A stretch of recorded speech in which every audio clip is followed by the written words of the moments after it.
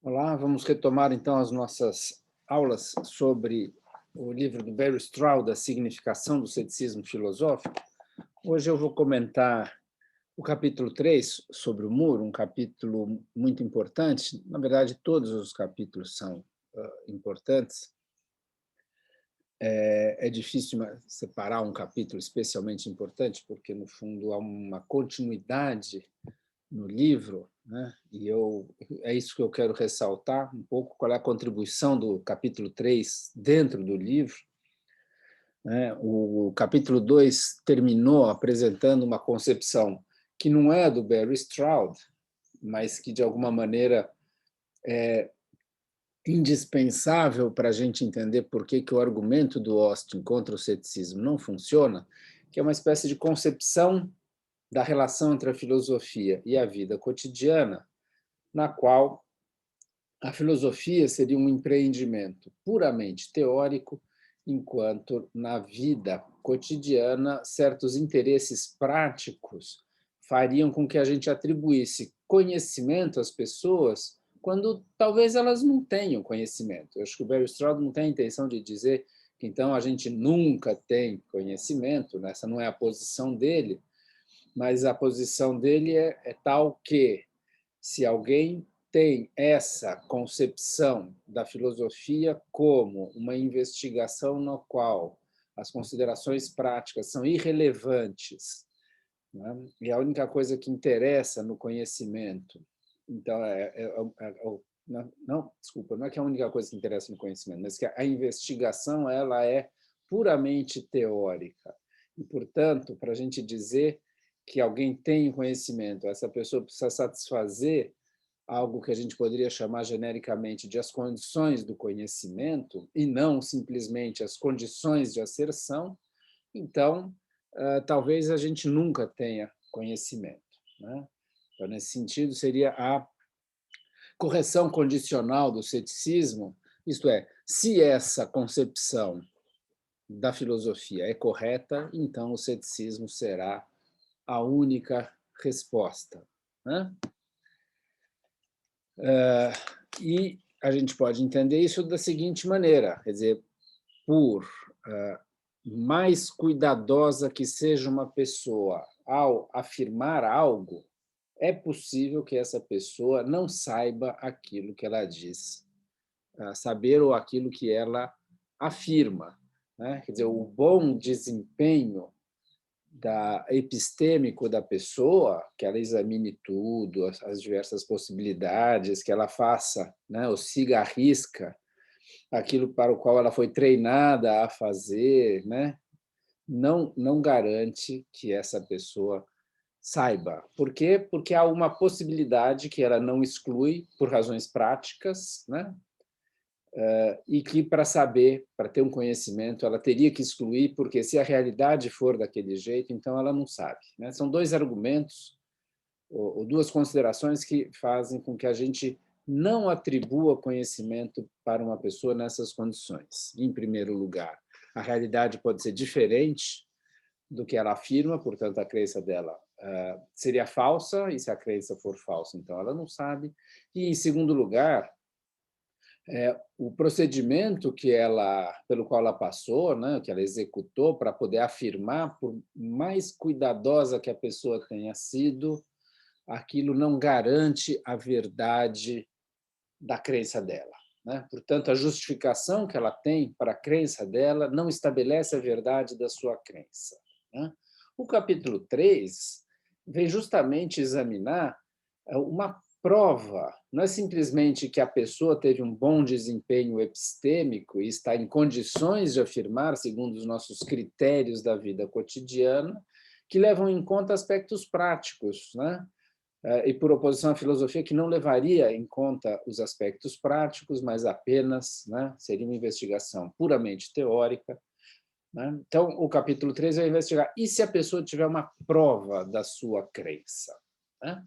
E é isso que o Moore pretende fazer. O Moore pretende dar uma prova de que nós conhecemos as coisas externas, que a gente tem conhecimento do mundo ao nosso redor, né?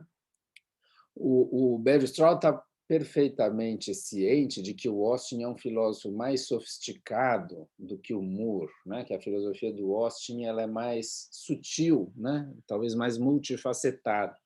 Que o Moore, ao contrário, é mais, vamos usar essa palavra, mais grosseirão, assim, né? Mais pão, pão, queijo, queijo. No entanto, a posição do Moore tem essa vantagem em relação à do Austin, que é a tentativa de dar uma prova, né, da existência. Quer dizer, a justificação que se dá para a crença não é apenas um bom desempenho epistêmico da pessoa, a pessoa é responsável ao dizer o que ela disse, né? É mais do que isso, a pessoa dispõe de uma prova para dizer o que ela diz, né? E, nesse caso, nós temos uma prova da existência do mundo exterior, tal como pretende o Moore, ou não, né?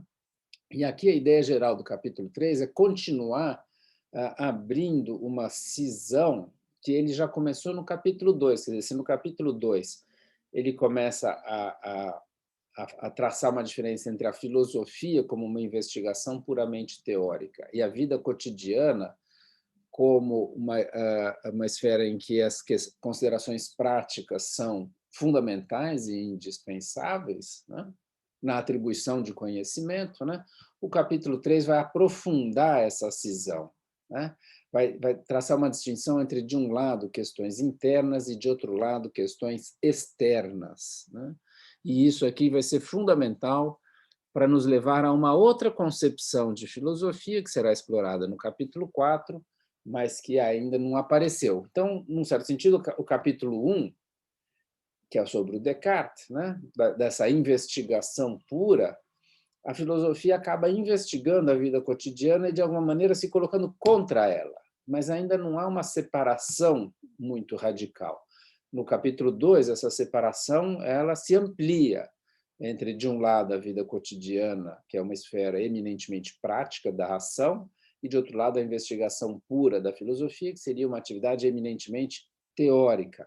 Bom, o capítulo 3 retoma isso e vai distinguir entre questões internas e questões externas, a tal ponto que no capítulo 4 o Barry Stroud vai ser levado a examinar uma outra concepção de filosofia, em que não há esse conflito entre a filosofia e a vida cotidiana, e que é fruto justamente de uma separação radical entre a filosofia e a vida cotidiana. Então, a função do capítulo 3, do interior do livro, é essa, basicamente, né?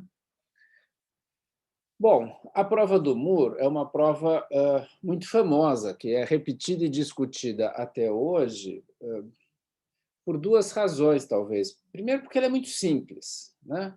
A prova do Moore, embora o texto seja bastante complexo, eu acho que parte da graça do texto do Moore é que ele gasta páginas e páginas se perguntando o que é preciso provar, né? O que o cético quer que a gente prove quando ele pede uma prova da existência do mundo exterior, né?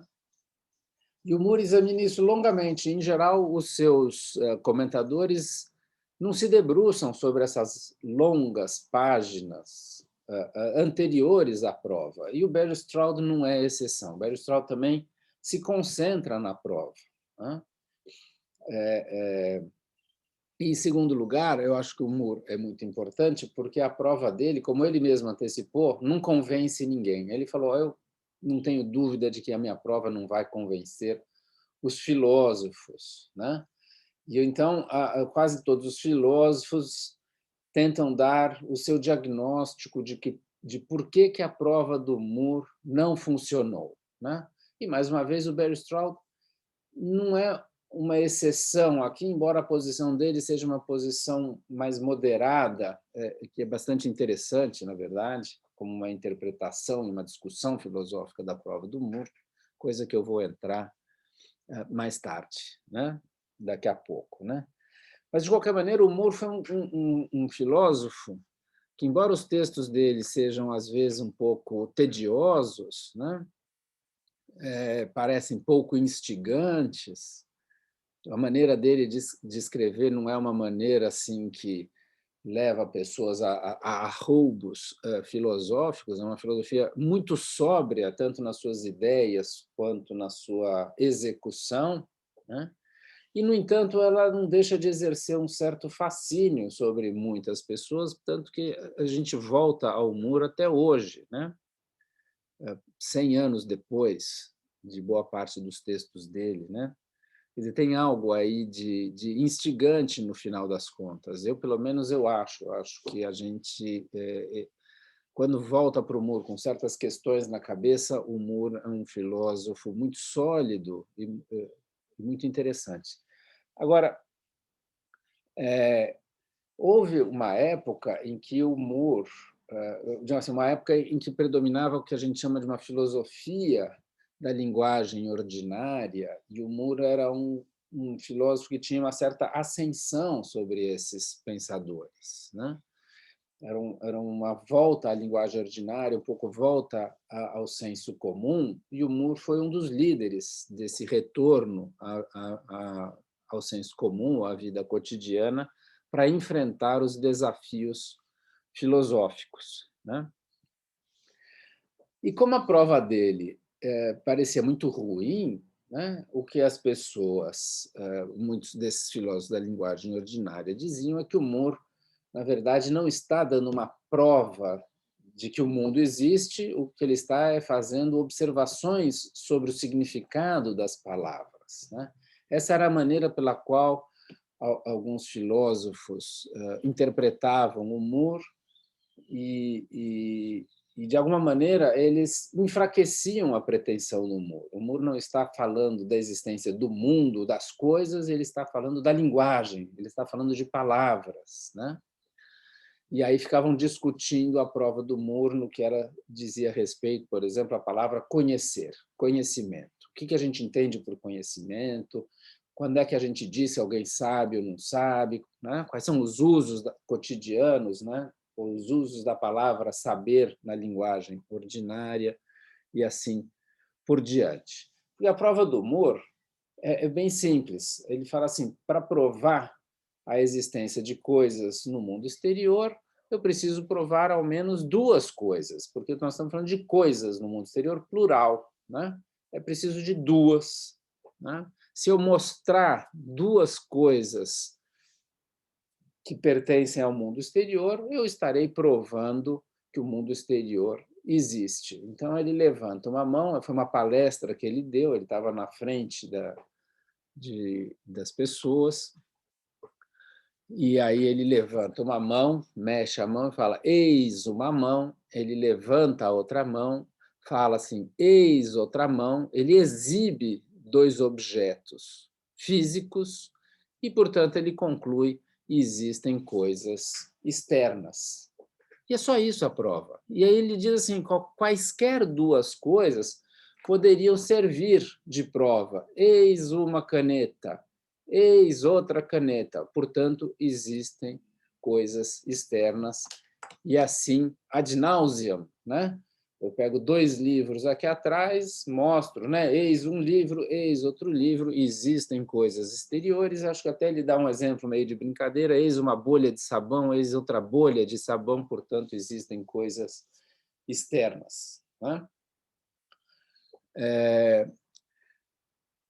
As pessoas ficavam um pouco assim, ele não pode estar falando a sério, ele deve estar brincando. A minha interpretação, antes de entrar talvez na do Barry Stroud, é que havia um certo elemento humorístico nessa prova do humor, né? Isso aqui era um texto, e o Barry Stroud chama atenção para esse ponto, é um texto que foi escrito para ser lido, era uma apresentação diante dos seus colegas, seus eminentes colegas filósofos que discutiam problemas filosóficos profundíssimos, né? Então, consta, né, que, por exemplo, quando o Bradley deu uma prova de que o tempo não existe, mas era um tempo, né, tempo é algo ideal, né? Ele termina a palestra, está lá o Moore, está lá o Russell, né, não sei mais quem, aí vem ele e fala assim, bom, então vamos jantar às 8 da noite, todo mundo no restaurante tal, e o Moore fica meio estupefato, assim, como assim? Ele diz que o tempo não existe e depois quer jantar às 8 horas da noite? Né? Então, essa estranheza entre, de um lado, a opinião filosófica dita da boca para fora, e outra coisa, as crenças reais que o filósofo tem no seu dia a dia, né? Isso, de alguma maneira, perturbava o Muro, ele achava muito esquisito essa posição dos filósofos, né? Num certo sentido, uma falta de compromisso com o que eles dizem filosoficamente, onde, teoricamente, eles dizem certas coisas e, no entanto, eles não acreditam, de fato, naquilo que eles sustentam filosoficamente. Ele, Moore, não. Aquilo que faz parte do seu dia a dia, né? Aquilo será a matéria-prima da sua filosofia. Então, eu acho que, de outro lado, contra essa filosofia muito especulativa, que tece discursos meramente conceituais que não correspondem propriamente ao que os próprios filósofos pensam, ele opunha uma coisa deliberadamente, como eu disse assim, com o pé no chão, né? Então, acho que a ideia é um pouco essa: vocês ficam discutindo a existência do mundo exterior desde o Descartes, entendeu? Está aqui a minha prova para vocês. Olha que ridícula que é a minha prova. Eis uma mão, eis outra mão, portanto, o mundo exterior existe. Havia algo assim, até se vocês quiserem, um pouco de insultante na prova do Moore, né? Por isso que eu acho que tem que sempre lembrar, e eu coloco a mão e eu giro a mão, né? Porque não é apenas uma proposição escrita num papel, eis uma mão, outra proposição escrita no papel, eis outra mão, e, finalmente, uma conclusão escrita no papel. Não, fazia parte da prova do Moore, eu acho, a exibição da mão, de uma mão, a exibição de outra mão, acompanhada das frases eis uma mão e eis outra mão. Porque essa exibição, né, dava força para a premissa, né? Eu acho que, em algum sentido, né, essa prova não é somente para ser analisada como uma relação entre premissas e conclusão, fazer uma avaliação. Embora o próprio Moore faça isso, ele fala: olha, minha prova satisfaz as exigências de uma prova lógica. A premissa é diferente da conclusão, as premissas implicam a conclusão, e as premissas são verdadeiras. Agora, dizer que as premissas são verdadeiras, em parte, depende não apenas da afirmação, mas da própria exibição, né, das mãos diante do seu público. E o seu público devia se sentir um pouco ofendido até, eu acho, né? Nesse sentido, quer dizer, é muito ridícula a prova que vocês estão pedindo, ela é muito fácil de dar, quaisquer dois objetos servem para isso, né? Então, era um pouco chocante, né? Um filósofo tão sóbrio, tão sério que nem o Moore. Eu acho que, no fundo, por trás dessa prova tem uma espécie de humor, de desafio, né? De ironia, né? E a reação dos filósofos foi, em vez de pensar assim, nossa, ri, né? Que bobagem que nós estamos discutindo, né? Estamos discutindo a existência de um mundo exterior, né? Não tem o menor sentido isso. Eu lembro uma vez, eu comentei com um amigo meu biólogo, falei do problema do mundo exterior para ele, não sei o quê, que eu li essas coisas, discuti, ele respondeu assim para mim: mas, Plínio, eu achei que isso era a caricatura da filosofia, quer dizer que é verdade que a filosofia discute a existência do mundo exterior? Tem. É isso o que o Moore um pouco está fazendo, eu acho. E a reação dos filósofos é: o Moore não pode estar fazendo o que ele está fazendo. Ele tem que estar fazendo uma outra coisa, porque a filosofia é mais profunda, porque a filosofia não sei o quê. A filosofia não pode ser isso aí, né? E, bom, em um certo sentido, talvez não seja, né? Mas isso não quer dizer que o Moore, então, não esteja dando uma prova do mundo exterior, né? Então, teve esse momento em que se tentou dar um sentido diferente para a prova do Moore, que não era o sentido, digamos assim, literal do que ele estava fazendo, E o que o Barry Straub vai dizer, o Moore conheceu essas interpretações, ele discute longamente a do Norman Malcolm, que era um dos bons filósofos americanos, e da Alice Ambrose, também foi uma interpretação até melhor do que a do Malcolm, as duas mais ou menos no mesmo espírito, que é esse que eu falei, ele dá uma interpretação linguística da prova. O Moore estaria falando de palavras e não propriamente de coisas, né? O Moore rejeitou essa interpretação, né? O Moore rejeitou essa interpretação. E ele falou, não, eu estou fazendo exatamente o que eu pretendo fazer, né? Eu não estou falando de palavras, eu estou provando a existência de coisas mesmo, né? Agora, por exemplo, o Peter Strawson, outro filósofo, que é uma espécie de herdeiro do Moore, entre outras coisas, né? Ele elogia muito o Moore e fala até que, para quem não conhece o Moore ou não aprecia o Moore, pior para eles, entendeu? Que o Moore é um grande filósofo. E o Moore tem essa ideia muito clara, né? De estar provando a existência do mundo, quer dizer, nos termos que muita gente usa, né? É uma prova metafísica da existência do mundo, né? Quer dizer, o mundo realmente existe. E o Strawson, na filosofia dele, ele aparentemente faz algo diferente. Ele diz assim que ele está descrevendo a estrutura conceitual do nosso pensamento. Então, o Strawson pareceria estar falando só do nosso pensamento e não do mundo, mas ele, Strawson, vai rejeitar essa distinção. Ou eu falo do meu pensamento, ou eu falo do mundo. Para o Strawson, ao falar da estrutura conceitual do nosso pensamento, de alguma maneira ele pretendia estar falando do próprio mundo, né? Então, o Strawson também resistiria a essa, como o Barry Straub, a essa interpretação do Moore, como se ele estivesse falando só de palavras e não do próprio mundo. Bom, talvez ele estivesse, em algum sentido, falando também de palavras, mas ao fazer isso ele estava falando do mundo, né? E o Barry Straub, então, vai defender o Moore, num certo sentido, e vai colocar um problema para o Moore, né? Que é mais ou menos o seguinte.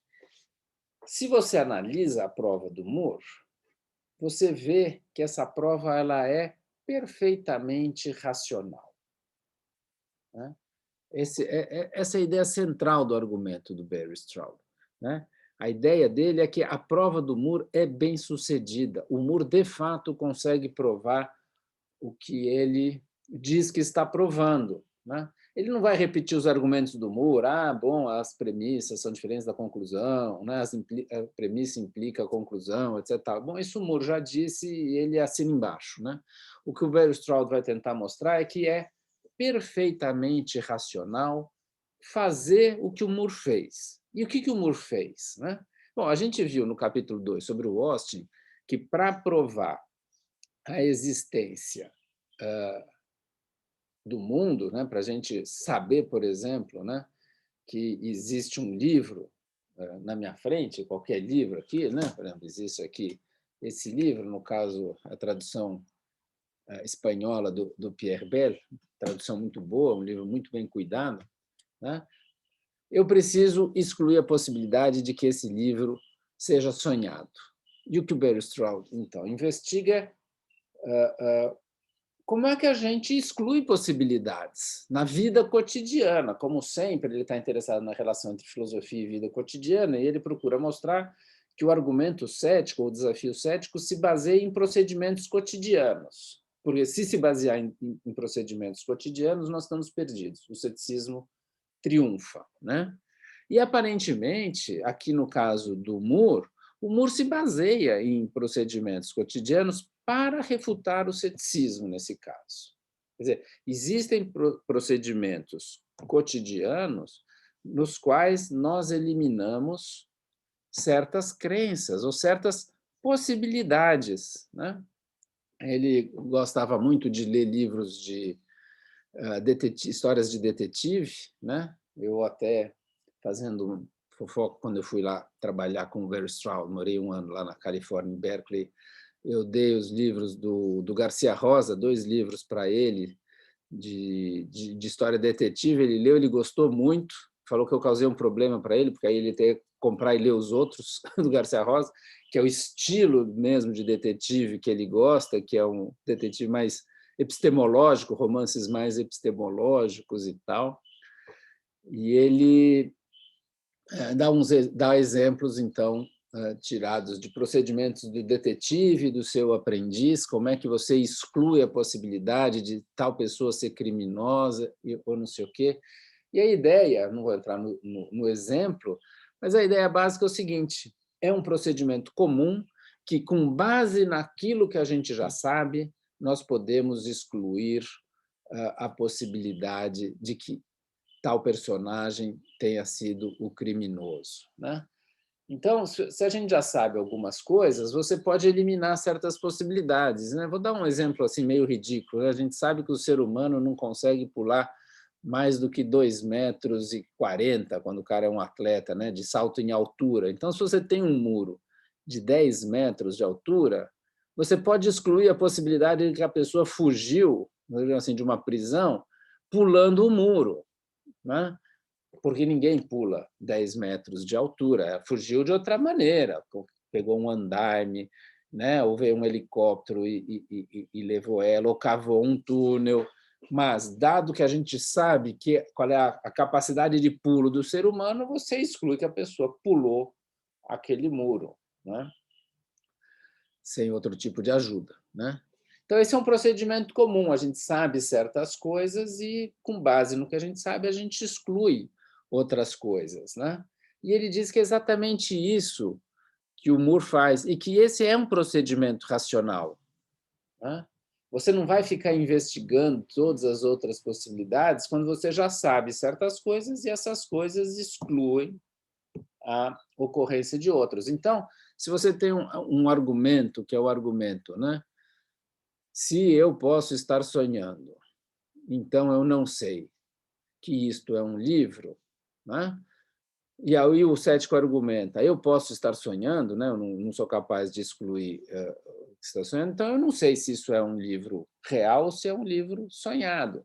O Moore inverte esse tipo de raciocínio, dizendo: não, é o contrário. Quer dizer, o modus tollens, né, que me tira, né, o conhecimento, na verdade, ele pode ser um modus ponens, né? Quer dizer, aquele que afirma certas coisas, né? Em termos formais, né? Se A, então B, não B, portanto não há. Essa é a estrutura do argumento cético. O que o Moore faz é: se A, então B, A, portanto B. Né? Daí o ponens, né? Você afirma o consequente, você afirma B. O que o Moore faz é isso. Ora, se eu sei que isso é uma mão, e se eu sei que isso é uma mão, então eu sei que existe o mundo exterior. E se eu sei que existe o mundo exterior, eu não posso estar sonhando. Quer dizer, ele exclui a possibilidade, é racional excluir a possibilidade cética com base naquilo que eu já sei. E o que o Moore faz é nos lembrar que a gente já sabe certas coisas, né? Eu sei que existe um livro, existem canetas, né?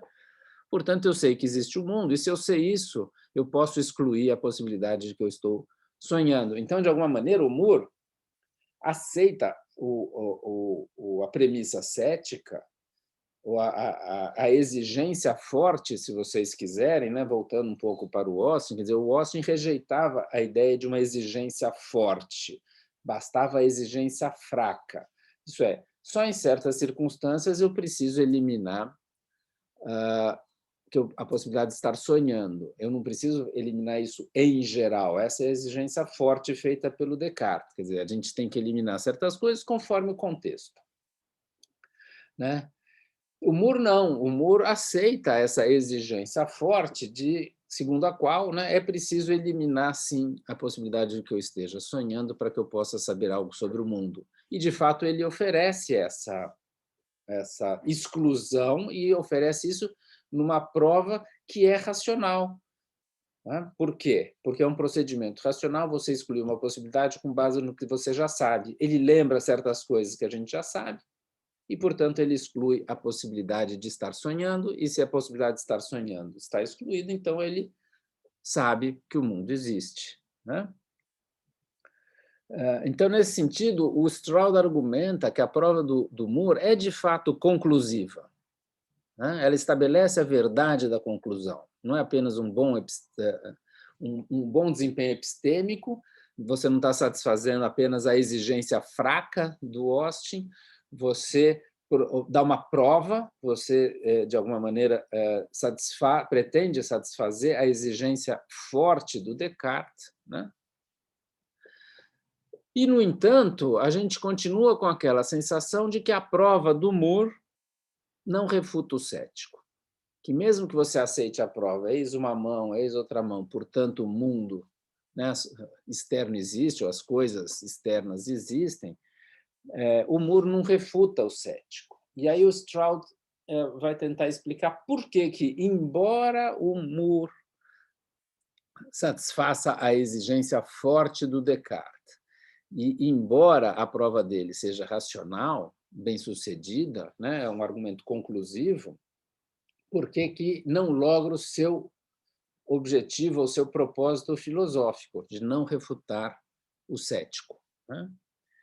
E eu acho que aí vem a interpretação dele, que ele chama, né, de uma interpretação compatibilista, que mostra que é compatível ter uma prova que estabelece a verdade de uma conclusão, de um lado, e de ser possível, né, a verdade do ceticismo, né? Quer dizer, que o ceticismo não tenha sido refutado, né? E daí que ele vai mostrar qual é a importância do muro. Mas antes da gente ver qual é a importância do muro, é preciso a gente ver em que sentido o Moore não refuta o cético. E o Barry Stroud vai, seguindo Thompson Clark, desenvolver uma ideia de que a mesma frase, ou que ele chama de a mesma forma de palavras, ela pode ter dois significados diferentes. Ela pode ter um significado empírico e pode ter um outro significado filosófico, quer dizer, a mesma frase dita num contexto, ela tem um significado e dita no outro contexto, né? No contexto filosófico, ela vai ter outro significado, né? E a frase é justamente: existem coisas externas, né? Ou há um mundo ao nosso redor. Essa frase dita num contexto da vida cotidiana, ela pode ser provada. E o Moore, de fato, aprovou, mas no contexto filosófico, ela tem um outro significado e, portanto, estabelecer a verdade da frase no seu sentido empírico, ou no sentido da vida cotidiana, não estabelece a verdade da frase, que, embora materialmente seja a mesma frase, o significado dela na filosofia é outro, né? E aqui que reside, então, o problema do Moore e a ideia da compatibilidade, quer dizer, embora ele estabeleça a verdade da frase existem coisas externas na vida cotidiana, a frase com seu significado filosófico não foi estabelecido. A verdade dessa frase com seu significado filosófico não foi estabelecido e, portanto, o ceticismo não foi refutado, né? Essa ideia de que as frases podem ter dois significados, né? Se eu falar isso é uma mão na vida cotidiana, tem um significado, e quando eu falo na filosofia tem um outro significado, embora a frase seja a mesma, né? Essa é uma tese filosófica forte, assim, digamos, a ser discutida, né? Se de fato as frases podem ter dois significados, um na vida cotidiana e outro na filosofia. Agora, o que eu acho que é fundamental na posição do Barry Stroud é que você tem uma espécie de distinção entre questões internas e questões externas. Então, a frase existem coisas externas como resposta a uma questão interna. Existem coisas externas? Sim, existem. E a questão externa, que é uma outra questão, que essa é a questão filosófica propriamente dita, e o Barry Stroud está querendo entender qual é a questão filosófica. A gente não pode nunca esquecer que a concepção de filosofia do Barry Stroud é uma concepção em que ele investiga a significação do problema, né? A significação da própria questão que os filósofos levantam, que agora aparece como uma questão externa, contraposição ou em contraste, né, com as questões internas. E o que o Moore faz é responder uma questão interna. E o Moore deliberadamente resiste a se colocar uma questão externa. E isso aqui tem tudo a ver com aquilo que eu falava do Bradley, do idealismo, do tempo, né, da posição do Moore diante dos filósofos, entende? Como se as questões externas para o Moore fossem meros jogos de palavra nas quais ninguém acredita, algo vazio, que as únicas questões legítimas e pertinentes para serem respondidas seriam essas questões internas, né? Então, digamos assim, essa é a grande importância do Moore. O Moore talvez seja o filósofo, para o Berestroff, que permite a gente distinguir melhor entre as questões internas e as questões externas, né? Ele resiste a responder uma questão externa. Bom, eu estava animado aqui, estava indo bem, agora eu me desviei um pouco, né? Então, o que acontece no caso aqui do Moore com relação a não refutar o cético?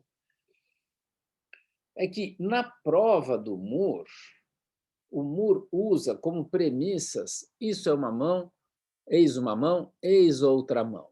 Né? O que o Berestroff diz é porque a gente tem que entender qual é a diferença entre uma questão interna e uma questão externa. Né? Uma questão interna é uma questão para a qual você pode usar informações, né, ou conhecimento de um determinado domínio, né, domínio que está sendo investigado. Você pode usar informações internas a esse domínio para responder às questões sobre esse domínio. Né? No caso da filosofia, aqui do problema do mundo exterior, quer dizer, eu posso usar informações sobre o mundo exterior para responder questões sobre o próprio mundo exterior. Né?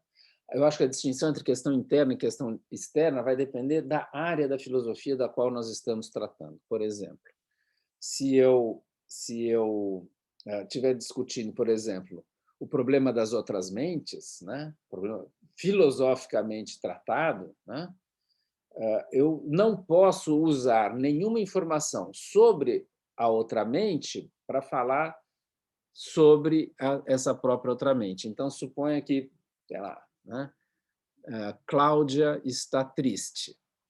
Eu sei que ela está triste ou não? Né? Eu digo que ela está triste, mas eu sei que ela está triste.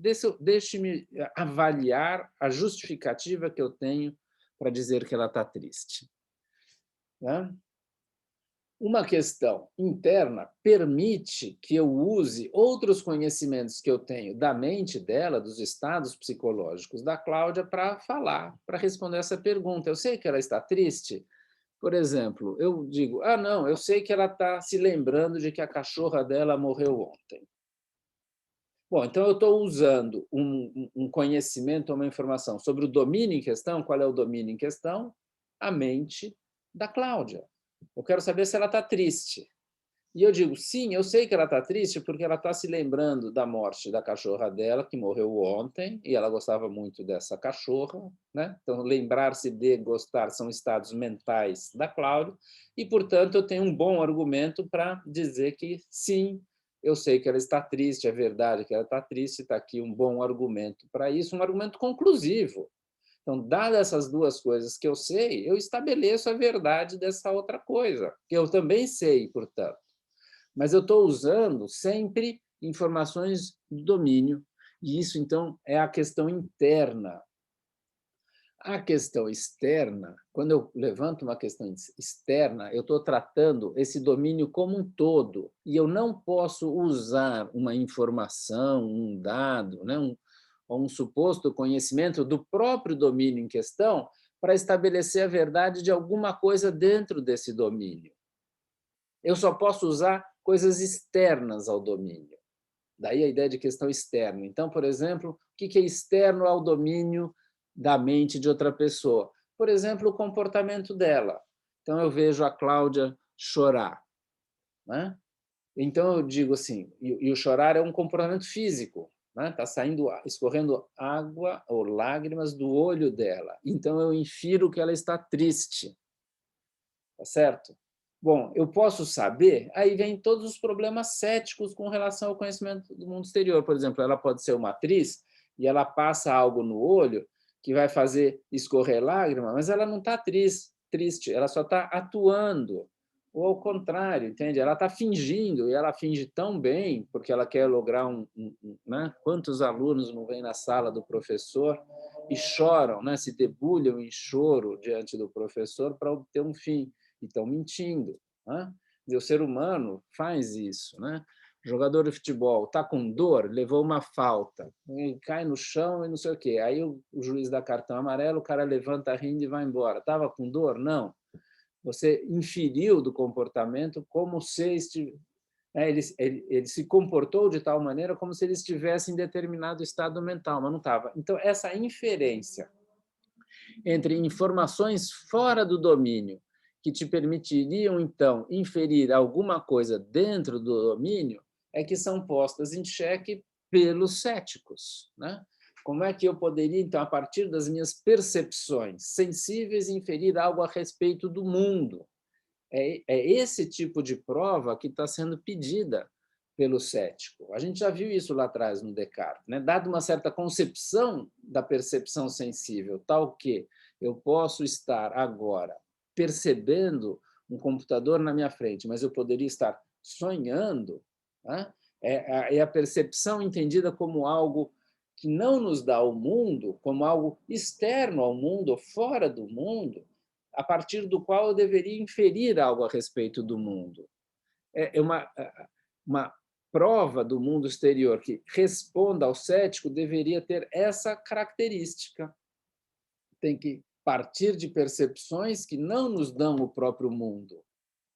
Por isso que, para voltar para aquela minha interpretação lá do Moore, que o Moore estava não só escrevendo um texto para ser lido, mas ele estava na frente de uma audiência e ele estava gesticulando e mostrando, é porque ele estava usando elementos internos ao domínio para provar algo a respeito do próprio domínio. Como entendida a questão do ponto de vista interno, a prova dele é perfeita, porque você pode usar informação interna para responder uma questão interna. Mas se você está levantando, como fazem os filósofos, uma questão externa, e, portanto, isso aqui não é uma mão. No melhor dos casos, o que o Murt estava, ao exibir as suas mãos, ele estava, do ponto de vista do filósofo que levanta uma questão externa, o Moore apenas estava produzindo percepções, tais que essas percepções elas eram compatíveis com a não existência das mãos, como se tudo pudesse ser um sonho. E, nesse sentido, a prova dele é perfeita para uma questão, como uma resposta, né, para a questão interna, mas não é para a questão externa. Por quê? Insistindo, ele usa conhecimento do domínio que está sendo avaliado, né, quando não se poderia usar nenhuma informação ou nenhum conhecimento dentro do domínio sendo avaliado pelo filósofo como premissa para a sua prova, para o seu argumento. Tá certo? E, segundo Barry Stroud, a gente se dá conta desse duplo significado das frases, e, né, no contexto da vida cotidiana e no contexto da filosofia, ou como resposta a uma questão interna, ou como resposta a uma questão externa. Eu acho que isso aqui fica muito claro, né? E eu vou insistir, então. O que diferencia uma questão interna e uma questão externa é a área que está sendo investigada pela filosofia. O recorte entre questão interna e questão externa, ela não é generalizada. Vou dar um outro exemplo para isso ficar mais claro, né? Nós estamos investigando a realidade do passado, né? Como é que eu provo se o passado existe ou não? Tem aquela suposição, né, famosa, e se Deus nos criou há 5 minutos atrás, com todas as provas, entre aspas, de que o mundo tem milhares e milhares, milhões, né, de anos, bilhões de anos, E, no entanto, ele foi criado há 5 minutos atrás. E todas as provas empíricas que a gente tem foram criadas por Deus para criar essa ilusão de que o mundo tem milhões e bilhões de anos e não apenas 5 minutos, né? Você tem que partir do que é presente. Você não pode usar informações ou conhecimentos do passado, por exemplo, dizer o sistema solar foi formado há 4 bilhões e meio de anos atrás. Essa informação não vale, porque ela é interna ao domínio se o passado existe ou não existe há mais do que 5 minutos, né? Então, conforme o domínio filosófico que está sendo investigado, você só pode, para responder à questão filosófica, usar informações de fora desse domínio, né? Ou então, existem entidades abstratas postuladas pela ciência, entidades teóricas postuladas pela ciência, né? Bom, você pode falar de microscópio, né? De objetos de tamanho médio que você usa de, né? Agora, você não pode dizer assim, por exemplo, eu sei que existem os quarks, eu sei que existem prótons e elétrons e, portanto, existem, entende? Não. Dizer existem prótons e elétrons, ou dizer existem quarks, ou sei lá mais o quê, é você usar informação ou suposto conhecimento dentro do domínio em questão. Para responder uma pergunta empírica, você pode. Para responder uma questão interna, você pode. Para você responder uma questão externa, que é aquela que a filosofia levanta, você não pode, né? Então, eu dei alguns outros exemplos para que fique claro que a questão interno e externo, não se, para o Bergstraud, ela não se resume à questão do interno no sentido da mente humana e o mundo externo, para a gente não confundir a distinção questão interna, questão externa, com o contraste entre o interno mental e o externo físico. Nesse caso, coincide, né? Mas não coincide em geral para a filosofia, né? Pelo menos é assim que eu leio e interpreto o Bergstraud. E um último comentário para encerrar o Moore. Eu quis dar uma aula longa sobre o Moore para ser uma aula só, não ficar em picadinho. Na próxima aula eu já vou para o capítulo 4 sobre o Kant, né?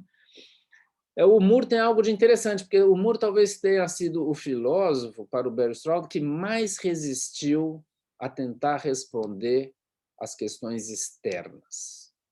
Ele realmente fincou o pé nas questões internas e tratou todas as questões filosóficas como se fossem questões internas, né? E, no entanto, o Bergstraud diz, mesmo o Moore, por vezes, escorregou e acabou dando respostas filosóficas, né, às questões externas. E, quando ele fez isso, ele entrou ladeira abaixo em direção ao ceticismo, né? Ele tentou explicar como é que o conhecimento do mundo exterior era possível e começou, então, a discutir a teoria dos dados dos sentidos, que podem, né, os dados dos sentidos ele aceitava, mas ele não sabia bem como analisar, se deveria ser entendido como a superfície do objeto, ou algo mais mental, subjetivo, e não sei mais o quê. E, ao fazer isso, diz o Bergstraud, ele envereda em direção ao ceticismo, né? Então, mais uma vez, é um pouco a ideia de, quando a gente vai filosofar, se a filosofia levanta uma questão legítima que tem sentido, etc. e tal, a única resposta correta é o ceticismo, né? É a correção condicional do ceticismo. Mas aqui o que interessa é menos isso, que eu já falei bastante, mas a ideia do Bergstraud de que a gente tem uma espécie de impulso invencível em direção à filosofia. Nós temos um desejo de compreender a condição humana, né? Isso é a nossa situação no mundo e a nossa relação com o mundo, que nem mesmo o Moore resistiu, né? Se alguém houvesse de resistir a esse impulso filosófico que nós trazemos dentro de nós mesmos, essa pessoa seria o Moore. Mas nem o Moore foi capaz de resistir a esse impulso, né? Então, o Moore mostra essa força. Tem uma passagem em que ele cita uns versos, acho que do Pope, né, do Alexander Pope, versos famosos, eu não sabia, fiquei sabendo depois, quando estava traduzindo o livro, né, junto com os meus amigos e colegas, o Eros Carvalho e o Flávio Villigues, e que ele chama o Moore, né, ele compara o Moore ao Homero. E aí eu tinha uma certa dificuldade para traduzir e tal, eu escrevi para o Barry Stroud, ele me responde assim, não, suprime essa frase. Talvez o Barry Stroud tenha se arrependido de comparar o Moore ao Homero, né? O Moore talvez não seja um filósofo tão grande assim, né, para a filosofia, quanto o Homero foi para a literatura e para o pensamento ocidental. Certamente não foi, né? Mas eu não segui a sugestão do Barry Stroud para simplificar e evitar os problemas de tradução, né? Eu achei que era importante comparar, manter a comparação do Moore com o Homero, porque eu acho que essa é a ideia, né? Quer dizer, mesmo o humor não foi capaz de resistir ao nosso impulso natural em direção às questões externas, né? E que, portanto, a tarefa da filosofia, e essa concepção do Barry Stroud, é tentar compreender esse impulso que nos leva a colocar as questões externas que a filosofia coloca, né? Mas, de qualquer maneira, então, só para retomar e terminar, quer dizer, se no capítulo 1 o Descartes começa filosofando como uma espécie de avaliação de todas as nossas crenças de uma só vez, e o resultado é uma confrontação da filosofia com a vida cotidiana, quer dizer, a filosofia se põe contra as crenças da vida cotidiana e mostra que os nossos supostos conhecimentos não seriam conhecimento. O capítulo 2 separa filosofia e vida cotidiana, e agora ele separa as questões internas das questões externas, então é como se progressivamente houvesse uma separação entre filosofia e vida cotidiana, e isso vai ser retomado no capítulo 4 de uma maneira bastante original, e eu tratarei disso na próxima aula. Então, até a próxima aula. Obrigado por aguentar até aqui, que essa aula foi bem longa.